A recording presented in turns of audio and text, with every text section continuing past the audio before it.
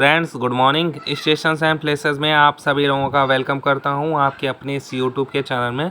आज के इस वीडियो में हम बात करेंगे लखीमपुर से मोहबिल्लापुर के बीच में पड़ने वाले कुछ हॉल्ट के बारे में, दिखाएंगे उनकी दुर्दशा के बारे में भी। सामने पहला हॉल्ट देख सकते हैं। हरगांव के आगे जब हम सीतापुर की दिशा में बढ़ेंगे तो ये परसेरा माल हॉल्ट है, जहाँ की घास फूस और झाड़ियाँ इतनी बड़ी बड़ी हो गई हैं कि इसके अंदर अगर कोई जानवर छिपा हो, जैसे कि बिच्छू, सांप और नेवला वगैरह, और काट ले तो इंसान की मृत्यु भी हो सकती है सांप के जहर से या सांप के काटने से। तो कुछ हॉल्टों पर इस तरह की स्थिति उत्पन्न हो गई है कि वहाँ की झाड़ियाँ, घास फूस काटे नहीं गए हैं। आप खुद भी देख सकते हैं क्या दयनीय हालत हो गई है। तो परसेरा माल हॉल्ट है, जहाँ पर कुछ यात्री चढ़ते भी हैं उतरते भी हैं। ठीक है, हॉल्ट कम से कम रेलवे को कुछ ना कुछ आमदनी होती है, लेकिन कुछ हॉल्ट ऐसे भी हैं जहाँ पर इक्का दुक्का यात्री ही उतरते चढ़ते हैं, या तो कुछ बिल्कुल चढ़ते ही नहीं हैं ना ही उतरते हैं। तो उनके बारे में भी दिखाएंगे। झरेकापुर हॉल्ट की एक छोटी सी तस्वीर देख लीजिए। थोड़ी बहुत घास फूस है, ज़्यादा नहीं है, लेकिन फिर भी यहाँ पर भी साफ़ सफाई का ध्यान रेलवे को देना चाहिए। अब देख सकते हैं कितनी ज़्यादा घास फूस उगाई है। कम से कम चलने के लिए रास्ता बचा हुआ है इस हॉल्ट पे, ये गनीमत है। यहाँ पर स्टेशन कब बनेगा भी इसकी कोई जानकारी नहीं है। बस आरटीआई के ज़रिए ये जानकारी मिली थी कि जब बजट उपलब्ध होगा तो यहाँ पर स्टेशन बनाने का काम शुरू कर दिया जाएगा। ये स्थिति देख लीजिए, भुर्जिया बड़ा गांव की है। जब हम परसेरा माल के आगे बढ़ेंगे तो झरेकापुर, फिर भुर्जिया बड़ा गांव हॉल्ट आता है। सीतापुर से ठीक पहले वाला हॉल्ट। यहाँ पर एक भी यात्री नहीं उतरा और ना ही चढ़ा। तो देख सकते हैं कि क्या स्थिति हो गई है यहाँ के हॉल्ट की, कितनी ज़्यादा घास फूस उगाई है।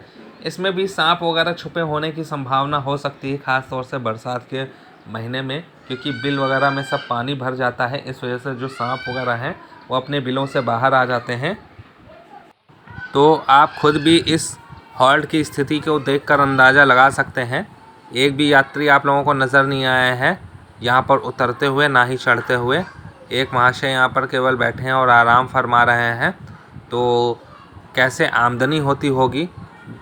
ठीक इसी तरह से हम एक और हॉल्ट को दिखाएंगे, लेकिन बाद में।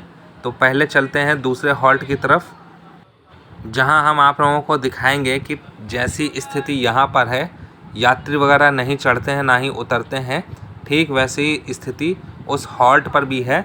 तो रेलवे को चाहिए कि कम से कम यहाँ पर जो घास फूस उगाई है उसकी साफ़ सफाई का ध्यान देना चाहिए, क्योंकि साफ़ सफाई नहीं होगी तो दुर्घटना भी घट सकती है। ये है कादीपुर सानी हॉल्ट। जब हम लखीमपुर रेलवे स्टेशन से आगे बढ़ेंगे तो पहले खीरी हॉल्ट आता है, फिर कादीपुर सानी हॉल्ट आता है। यहाँ की स्थिति भी आप देख सकते हैं।